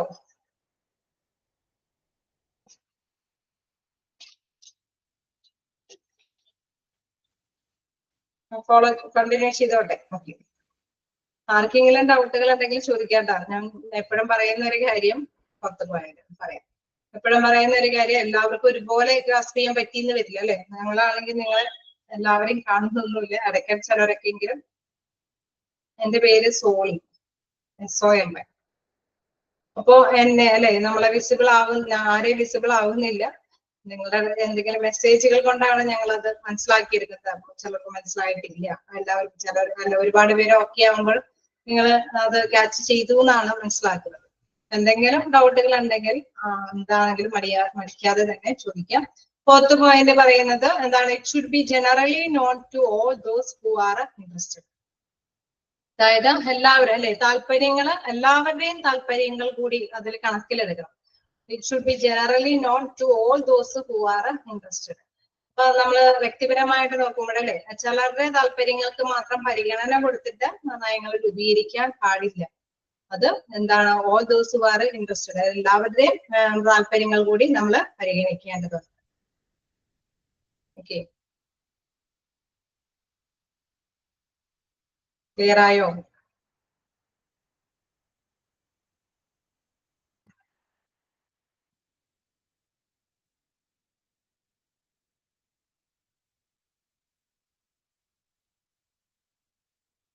ഇനി നമുക്ക് കണ്ടിന്യൂ ചെയ്യാലോ. എന്തെങ്കിലും ഡൗട്ടുകൾ ഉണ്ടോ? നമുക്ക് നെക്സ്റ്റ് നോക്കേണ്ടത് ഓർഗനൈസേഷൻ സ്ട്രക്ചർ ആണ്. 6th point. It must be reasonably stable but not rigid. അതായത് നമ്മൾ ഉണ്ടാക്കുന്ന നയങ്ങൾ നിലനിന്ന് പോകാൻ പറ്റുന്ന നയങ്ങളായിരിക്കും അല്ലെ. ഒരു ആർക്കും ഫോളോ ചെയ്യാൻ പറ്റാത്ത നയങ്ങളായിരിക്കരുത്. But not rigid. റിജിഡ് എന്ന് പറയുമ്പോൾ ഒരിക്കലും അല്ലെ കർക്കശത്തോടു കൂടിയിട്ടുള്ള നയങ്ങളായിരിക്കും. ആർക്കും ഭയങ്കര എന്താ പറയുക സ്ട്രെസ് കൊടുക്കുന്ന തരത്തില് മറ്റുള്ള അല്ലെ അവിടെയുള്ള ഡ്യൂട്ടിക്ക് ഒരുപാട് സ്ട്രെസ് അവിടെയുള്ള വർക്കേഴ്സിന്റെ ഇടയിൽ കൂടുതൽ ബുദ്ധിമുട്ടുണ്ടാക്കുന്ന തരത്തിലുള്ള നയങ്ങൾ രൂപീകരിക്കരുത്. എല്ലാവർക്കും ഫോളോ ചെയ്ത് പോകാൻ പറ്റുന്ന സ്റ്റേബിൾ ആയിട്ടുള്ള നിലനിന്ന് പോകാൻ പറ്റുന്ന നയങ്ങളായിരിക്കണം. റീസണബിളി സ്റ്റേബിൾ അല്ലെ. വലിയ കുഴപ്പമില്ലാതെ കൈകാര്യം ചെയ്യാൻ പറ്റും. അവിടുത്തെ ആ കമ്പനിയിലെ റൂൾസും ഫോളോ ചെയ്യാൻ ആരെ കൊണ്ടും പറ്റില്ല അങ്ങനെയൊക്കെ പറയും അല്ലെ.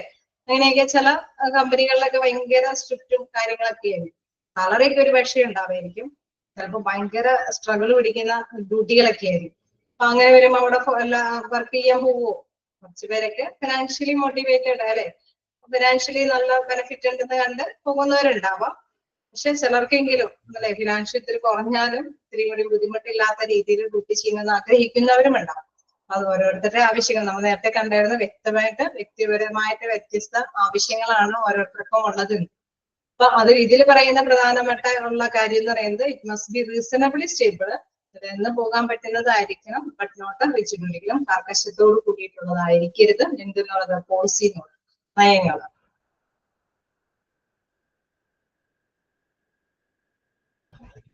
ഓക്കെ ആണോ?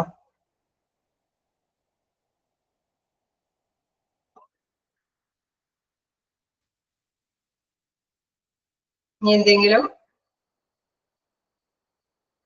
ഓക്കെ, നമുക്ക് ജസ്റ്റ് നെക്സ്റ്റ് ഇതിലേക്ക് സ്റ്റാർട്ട് ചെയ്യാം. ഓർഗനൈസേഷൻ സ്ട്രക്ചർ അല്ലെ, ഓർഗനൈസേഷന്റെ ഘടനയാണ് ഇവിടെ പറയുന്നത്. An organization structure explain how activities like the task allocation, coordination and supervision are directed toward the achievement of organizational aim.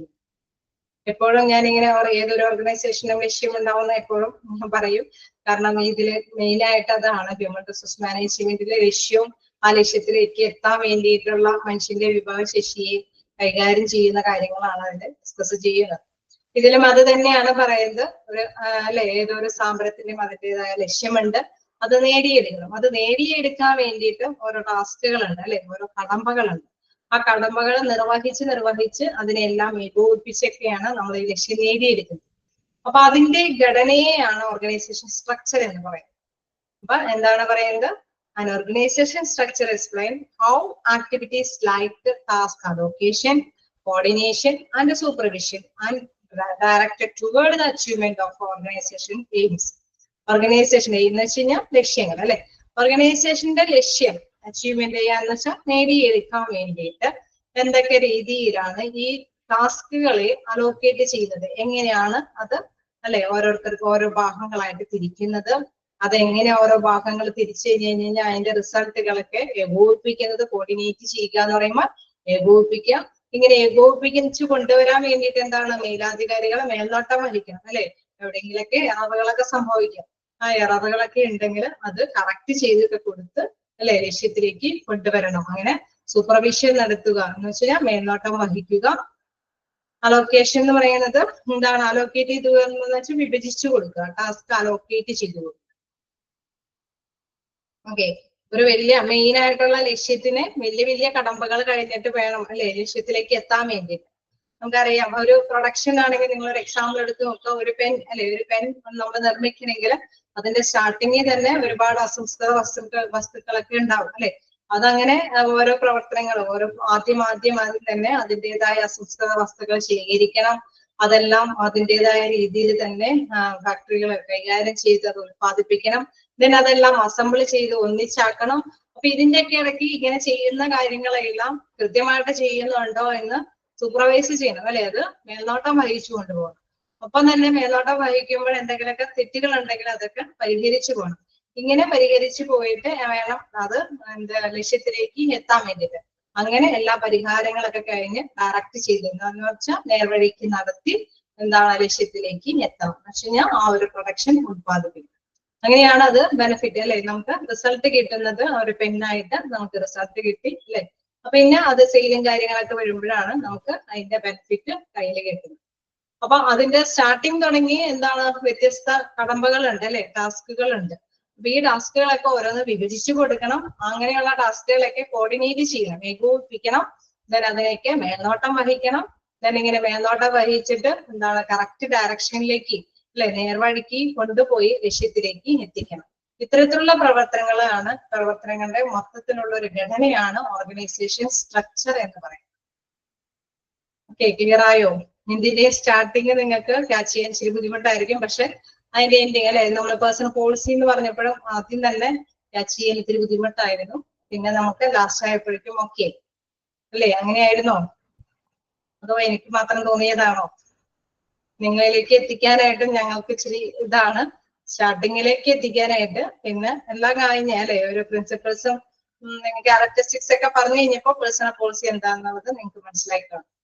ശരിയാണോ? എന്ന് പറഞ്ഞ മാതിരി തന്നെ അപ്പൊ അതുമാതിരി തന്നെയാണ് സ്ട്രക്ചർ എന്ന് പറയുന്നതും ലക്ഷ്യത്തിലേക്ക് എത്തിക്കാൻ വേണ്ടിയിട്ടുള്ള വിവിധ പ്രവർത്തനങ്ങളാണ് എന്നുള്ളത് മനസ്സിലാക്കുക. ഞാൻ ഇതിന്റെ കൺസെപ്റ്റുകൾ ഇതിന്റെ ആശയങ്ങൾ നോക്കാം. ഇപ്പൊ പറഞ്ഞ മാതിരി task accomplishment or personal satisfaction, അതായത് ഒരു ടാസ്കുകൾ അത് പൂർത്തീകരിക്കണം അല്ലെ, അത് നേടിയെടുക്കണം. എന്നാൽ മാത്രമേ നമുക്ക് ലക്ഷ്യത്തിലേക്ക് എത്താൻ പറ്റുള്ളൂ. ആ ടാസ്കുകൾ നേടിയെടുക്കുന്നതിന്റെ ഒപ്പം തന്നെ അവിടെയുള്ള വർക്കേഴ്സിന് പേഴ്സണൽ ആയിട്ടുള്ള തൃപ്തിയോടുകൂടിയും വേണം അല്ലെ. ഓരോ പ്രവർത്തനങ്ങൾ ചെയ്യുന്നത് ഓരോ വർക്കേഴ്സാണ്. ആ വർക്കേഴ്സ് സാറ്റിസ്ഫാക്ഷനോട് കൂടിയിട്ട് ആ വർക്കുകൾ അവരവരുടെ ഡ്യൂട്ടികൾ ചെയ്യണം. അതൊരു ആശയം അല്ലെ, ഓർഗനൈസേഷൻ സ്ട്രക്ചറിന്റെ ഒരു കൺസെപ്റ്റുകളാണ്. ഡെലഗേഷൻ ഓഫ് അതോറിറ്റി, ഈ ഒരു പ്രവർത്തനം ചെയ്യാൻ വേണ്ടിയിട്ട് പല പല കാര്യങ്ങളുണ്ട് അല്ലെ. ടാസ്ക് അക്കംപ്ലിഷ് ചെയ്യാന്ന് പറഞ്ഞാൽ ടാസ്ക് ലക്ഷ്യം നേടിയിരിക്കണം, ആ ഒരു ടാസ്കുകൾ പൂർത്തീകരിക്കണം ഓരോരുത്തരെയും ഏൽപ്പിച്ചിരിക്കുന്ന വർക്കുകൾ. ഡെലഗേഷൻ ഓഫ് അതോറിറ്റി എന്ന് പറയുന്നത് എന്താണ്? അതോറിറ്റികൾ അല്ലെ, അധികാരങ്ങൾ വിട്ടുകൊടുക്കുക. It is the delivery by one individual to another, the right to act, to take a decision, to requisition resources, to give a direction to others to act, and to execute the other task in order to fulfill a job responsibility. അതായത് ഒരു ജോലി നമ്മൾ കണ്ടു അല്ലെ, ഏതൊരു ജോലി ചെയ്യുമ്പോഴും പകുതി ഓരോരുത്തരായിരിക്കും ഓരോരോ ഡ്യൂട്ടികൾ, ഓരോരോ ടാസ്കുകൾ അലോക്കേറ്റ് ചെയ്ത് കൊടുക്കുന്നത്, ചെയ്യുന്നത്. ഡെലഗേഷൻ എന്ന് പറഞ്ഞു കഴിഞ്ഞാൽ അധികാരം വിട്ടുകൊടുക്കുക, അതോറിറ്റി എന്ന് പറഞ്ഞാൽ അധികാരം, ഡെലഗേറ്റ് ചെയ്യാന്ന് പറഞ്ഞാൽ വിട്ടുകൊടുക്കുക.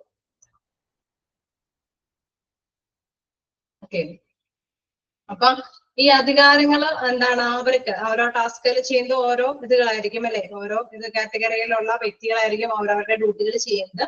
അപ്പൊ അവർക്ക് എന്താണ്? അത് ചെയ്യാൻ വേണ്ടിയിട്ടുള്ള അവകാശം വിട്ടുകൊടുക്കണം, അത് ചെയ്യാനുള്ള ഡിസിഷൻസ്, തീരുമാനങ്ങൾ എടുക്കാനായിട്ടുള്ള കാര്യങ്ങൾ വിട്ടുകൊടുക്കണം. എന്തെങ്കിലും ഹ്യൂമൻ റിസോഴ്സിന്റെ ആവശ്യകതയൊക്കെ ഉണ്ടെന്ന് റിക്വസ്റ്റ് ചെയ്യണം അല്ലെ, അത് വേണമെങ്കിൽ അത് ആവശ്യപ്പെടാനുള്ള സാഹചര്യം ഒരുക്കി കൊടുക്കണം. To give a direction to others അല്ലെ, എല്ലാവരോടും ഒരുപോലെ തന്നെ പ്രവർത്തിക്കാനുള്ള ഡയറക്ഷൻ കൊടുക്കേണ്ടതുണ്ട്. And execute other task in order to fulfil job responsibility, ജോലിയുടേതായിട്ടുള്ള വ്യത്യസ്ത തരത്തിലുള്ള കാര്യങ്ങളെല്ലാം ഈ ടാസ്കുമായി ബന്ധപ്പെട്ട് ഓരോ അതോറിറ്റിയും ഓരോ ഇതിലുള്ള ഓരോ ലെവലിലുള്ള വ്യക്തികൾക്കും അതിനുള്ള പവറുകൾ കൊടുക്കേണ്ടതുണ്ട്, അധികാരങ്ങൾ കൊടുക്കേണ്ടത്. എന്താണ്? പ്രോപ്പർ സ്പാൻ ഓഫ് സൂപ്പർവിഷൻ, അതായത് ഇങ്ങനെ ചെയ്യുമ്പോൾ നമ്മൾ പറഞ്ഞു അവിടെ സൂപ്പർവൈസ് ചെയ്യണമെന്ന് പറഞ്ഞു അല്ലെ, ഓരോ അലോക്കേറ്റ് ചെയ്ത് കൊടുക്കണം നമ്മൾ പറഞ്ഞു. ഇപ്പൊ ഇത് ഓരോ കാര്യങ്ങൾ ഓരോ ഡ്യൂട്ടികൾ ചെയ്യുമ്പോൾ അവരവർക്ക് കീഴുദ്യോഗസ്ഥരാണ് അതിന്റെ ആദ്യത്തെ കാര്യങ്ങളൊക്കെ ചെയ്യണമെങ്കിൽ അവർക്ക് അതിനുള്ള അധികാരങ്ങൾ ചെയ്യാനുള്ള സ്വാതന്ത്ര്യം അധികാരങ്ങളൊക്കെ വിട്ടുകൊടുക്കണം. കുറച്ചും കൂടി വർക്കേഴ്സിന് ആവശ്യമുണ്ടെങ്കിൽ അത് ആവശ്യപ്പെടുവാനുള്ള അധികാരങ്ങളൊക്കെ കൊടുക്കണം. പിന്നെ അവർക്ക് സ്വന്തമായിട്ട് തീരുമാനങ്ങളൊക്കെ എടുത്ത് അത് ചെയ്യാനുള്ള ആ ഒരു കാര്യങ്ങൾ ചെയ്യാനായിട്ട് പ്രൈമറി തലത്തിൽ ചെയ്യാനുള്ള അത് കീഴടക്കങ്ങൾ അത് വിട്ടുകൊടുക്കുക. Then proper span of supervision അല്ലെ, മതിയായ ഒരു അകലം, അവരെ മേൽനോട്ടാധികാരികൾക്ക് മതിയായ ഒരു അകലം കീപ്പ് ചെയ്യേണ്ടതുണ്ട്.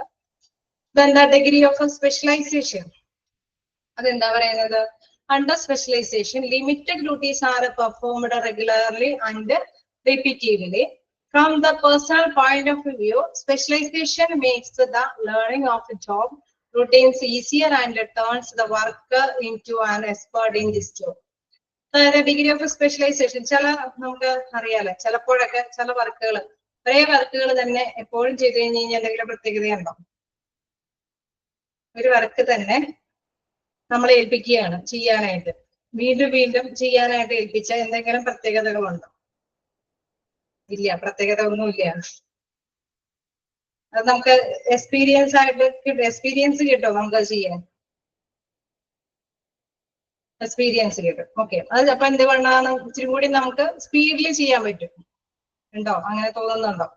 നമ്മളൊരു വർക്ക് വീണ്ടും വീണ്ടും ചെയ്യുമ്പോൾ നമുക്ക് ഇതിനോട് എക്സ്പീരിയൻസ് കിട്ടും, അപ്പൊ സ്പീഡിൽ നമുക്ക് ഹാൻഡിൽ ചെയ്യാൻ സാധിക്കും ഇല്ലേ? അപ്പൊ അത് തന്നെയാണ് ഇവിടെ ഉദ്ദേശിക്കുന്നത്. ദ ഡിഗ്രി ഓഫ് സ്പെഷ്യലൈസേഷൻ, അതായത് അണ്ടർ സ്പെഷ്യലൈസേഷൻ എന്ന് പറയുന്നത് limited duties are performed regularly and repetitively അല്ലെ, ചില ഡ്യൂട്ടികൾ കുറച്ച് ഡ്യൂട്ടികൾ റെഗുലർ ആയിട്ട് റിപ്പീറ്റ് ആയിട്ട് ഒരു കുട്ടി തന്നെ ചെയ്യുക. From the personal point of view, അങ്ങനെ നോക്കുമ്പോഴാണ് ഒരു പേഴ്സണൽ പോയിന്റ് ഓഫ് വ്യൂവിൽ നോക്കുകയാണെങ്കിൽ specialisation makes the learning of job routines easier and turns the work into an expert in his job. അവര് റൊട്ടീനായിട്ട് അത് ചെയ്തുകൊണ്ടിരിക്കുന്നത് കൊണ്ട് അവർക്ക് ഈസി ആയിട്ട് ചെയ്യാനായിട്ട് അല്ലെ, പുതിയത് പിന്നെയും പഠിച്ച് അല്ലെ അത് കണ്ടെത്താൻ ബുദ്ധിമുട്ടാണ്. അപ്പൊ അവർക്ക് ഈസി ആയിട്ട് അത് കൈകാര്യം ചെയ്യാൻ പറ്റുകയും ചെയ്യും, അവരതിൽ എക്സ്പേർട്ട് ആവുകയും ചെയ്യും. ശരിയല്ലേ? അതാണ് ഡിഗ്രി ഓഫ് സ്പെഷ്യലൈസേഷൻ കൊണ്ട് ഉദ്ദേശിക്കുന്നത്. ഓക്കെ, അപ്പൊ ഒരു വർക്ക് കണ്ടിന്യൂസ് ആയിട്ട് ചെയ്യുകയാണെങ്കിൽ അതനുസരിച്ചിട്ട് അവർക്ക് ആ ഡ്യൂട്ടി അല്ലെ, നമ്മൾ കണ്ടു ഒരു വലിയൊരു ടാസ്കിന് പകുതിയായിട്ടാണ് കടമ്പകൾ കിടത്തിയാണ് ഫുള്ളായിട്ട് നമ്മൾ ഒരു ലക്ഷ്യത്തിലേക്ക് എത്തുന്നത്. അപ്പൊ ഓരോ വിഭാഗത്തിനും കൊടുക്കുന്ന ഡ്യൂട്ടി അവരെ കൊണ്ട് തന്നെ ചെയ്യിപ്പിച്ച് അവർക്ക് എക്സ്പേർട്ട് ആയിട്ട് ഉള്ള രീതിയിൽ തന്നെ അവരെ കൊണ്ട് സ്പീഡിൽ ചെയ്യിപ്പിക്കാനായിട്ട് ശ്രമിക്കണം. അതൊരു ആശയം തന്നെയാണ്. ആ ആശയം ഉൾക്കൊള്ളേണ്ടതാണ്. ദെൻ കമ്മ്യൂണിക്കേഷൻ ചാനലില്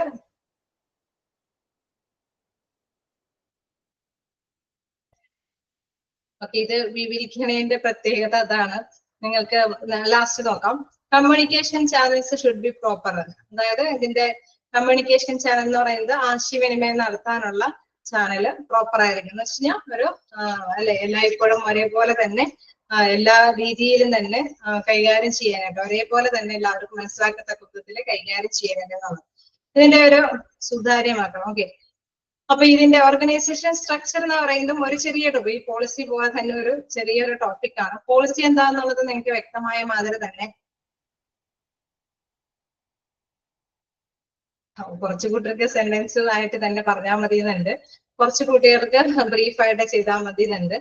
എന്തായാലും ഞാൻ ജസ്റ്റ് ബ്രീഫായിട്ടും പറയും, ഇത് വായിച്ചു തന്നെ സെന്റൻസ് ആയിട്ട് തന്നെ പറഞ്ഞു പോകും. കാരണം എന്താ പ്രത്യേകത എന്ന് വെച്ച് കഴിഞ്ഞാൽ നമുക്കല്ലേ ചിലപ്പോൾ വായിക്കുമ്പോൾ എന്തെങ്കിലും ഡൗട്ടുകൾ വരാനായിട്ടുള്ള സാധ്യതകളുണ്ട്. അതുകൊണ്ടാണ് സെന്റൻസ് ആയിട്ട് തന്നെ ഞാൻ പറഞ്ഞു പോകുന്നത്. വീണ്ടും ഇതില് പ്രധാനമായിട്ട് മനസ്സിലാക്കേണ്ടത് ബ്രീഫായിട്ട് നിങ്ങൾ മനസ്സിലാക്കേണ്ട ഒരു കാര്യം എന്ന് പറയുന്നത് ഓർഗനൈസേഷന്റെ സ്ട്രക്ചർ, ഘടനയാണ് ഇവിടെ ഉദ്ദേശിക്കുന്നത്. ഓർഗനൈസേഷന്റെ ഘടന എന്ന് പറയുന്നത് ഏതോ ഒരു സ്ഥാപനത്തിനും എന്തുണ്ട്, നിങ്ങളെ കൊണ്ട് തന്നെ പറയിപ്പിക്കാം, എന്തുണ്ട്, ഏതൊരു സ്ഥാപനത്തിനെയും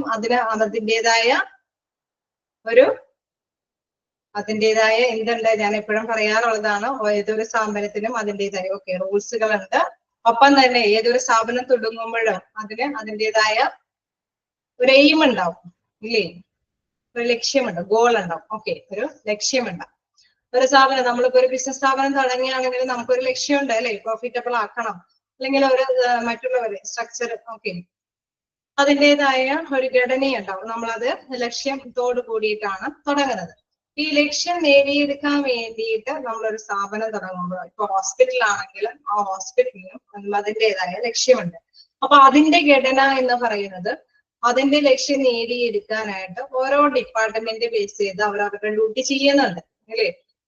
നമുക്കറിയാം പൾമനോളജി ഡിപ്പാർട്ട്മെന്റ് ഉണ്ട്, ന്യൂറോളജി ഉണ്ട്, നെഫ്രോളജി ഉണ്ട്, അങ്ങനെ വ്യത്യസ്ത ഡിപ്പാർട്ട്മെന്റുകൾ അവിടെ വർക്ക് ചെയ്തിട്ടാണ് ഈ ഒരു ഹോസ്പിറ്റല് ഒന്നിച്ചു നിന്നിട്ട് അതിന്റെ ലക്ഷ്യം, അല്ലെ, നല്ലൊരു സർവീസ് ഓറിയന്റഡ് ആയിട്ടും ഒപ്പം തന്നെ പ്രോഫിറ്റബിൾ ആയിട്ടുള്ള ഹോസ്പിറ്റലായിട്ട് മാറുന്നത്. അപ്പൊ ഈ ഒരു ഡിപ്പാർട്ട്മെന്റ് ബേസ് ചെയ്ത് അവരവരുടെ ഡ്യൂട്ടികൾ ചെയ്യുമ്പോൾ അവരവർക്ക് എന്താണ് ഓരോ ടാർഗറ്റുകളുണ്ട്, അല്ലെ, അവര് ചെയ്യേണ്ടതായിട്ടുള്ള ഓരോ ഡ്യൂട്ടികളുണ്ട്. അപ്പൊ എന്താ പറയുക, ഓപ്പറേഷൻ തിയേറ്ററിൽ ചെയ്യേണ്ട ഡ്യൂട്ടി ആയിരിക്കില്ല വെന്റിലേറ്ററിൽ ചെയ്യുന്നത്. അതോടൊപ്പം തന്നെ എന്താണ് നമ്മുടെ അല്ലെ ഓരോ ഓൺകോളജി ഡിപ്പാർട്ട്മെന്റ് ചെയ്യുന്നതല്ല ന്യൂറോളജി ഡിപ്പാർട്ട്മെന്റ് ചെയ്യുന്നത്. പക്ഷെ നമുക്കറിയാം എന്താണ് സെയിം ആയിട്ടുള്ള കുറെ ആക്ടിവിറ്റീസുകൾ അവിടെ വരുന്നുണ്ട്. എങ്കിലും അവരവർക്ക് ഡിഫറെന്റ് ആയിട്ടുള്ള രോഗവുമായി ബന്ധപ്പെട്ട ട്രീറ്റ്മെന്റ് ആണ് അവിടെ ഹാൻഡിൽ ചെയ്യുന്നത്. അവര് ആ ഒരു ഡ്യൂട്ടി ചെയ്യുമ്പോൾ അവർക്ക് വ്യക്തമായിട്ട് അതിൻ്റെതായ തീരുമാനങ്ങളൊക്കെ എടുക്കേണ്ടതുണ്ട്. ഓരോ ഡിപ്പാർട്ട്മെന്റിനും അതിൻ്റെതായ തീരുമാനങ്ങളൊക്കെ എടുത്തിട്ടായിരിക്കും അവരവരുടെ ഡ്യൂട്ടിയുടെ ലക്ഷ്യത്തിലേക്ക് എത്തുന്നത്, അല്ലേ, ശരിയല്ലേ,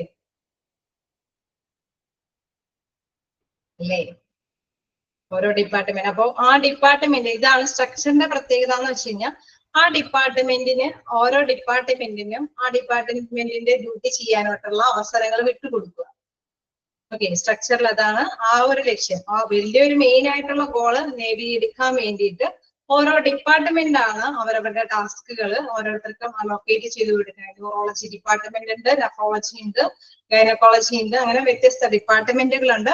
അവരുടെ ഡിപ്പാർട്ട്മെന്റ് ആണ് അവരുടേതായിട്ടുള്ള കാര്യങ്ങളെല്ലാം അറേഞ്ച് ചെയ്യുന്നതും കോർഡിനേറ്റ് ചെയ്യുന്നതും ഡയറക്റ്റ് ചെയ്തും കൊണ്ടുപോകുന്നത്, അല്ലെ. നോക്കുമ്പോ ആ ഒരു വലിയ അല്ലെ ഒരു പേര് കേട്ട ഹോസ്പിറ്റൽ ആണെങ്കിൽ ആ ഹോസ്പിറ്റലിന്റെ കീഴിലാണ് ഇവർ ചെയ്യുന്നത്, ശരിയല്ലേ.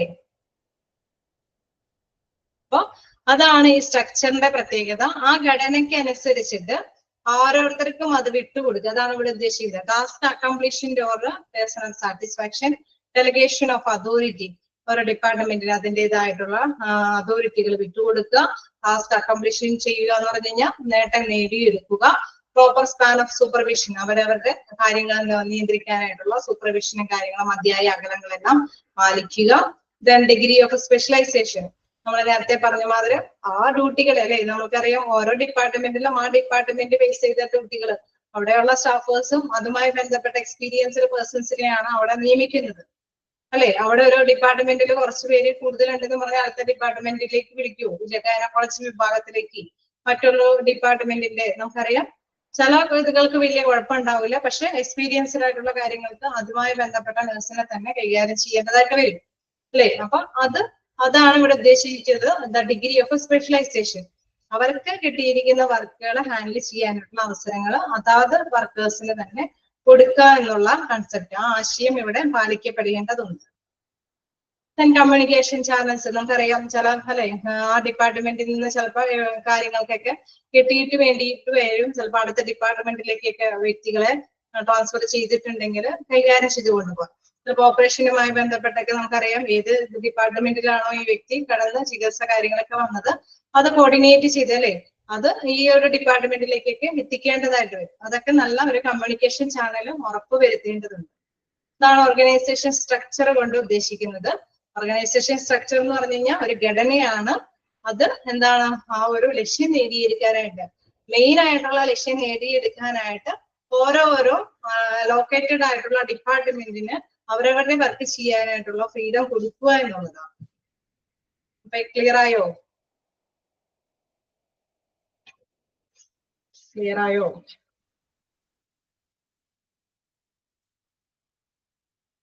Hello, okay. ഇനി എന്തെങ്കിലും നിങ്ങൾക്ക് ഡൗട്ടുകൾ ഉണ്ടോ? ബ്രീഫായിട്ട് ഇപ്പൊ ഏകദേശം സ്ട്രക്ചർ എന്താന്ന് മനസ്സിലായോ?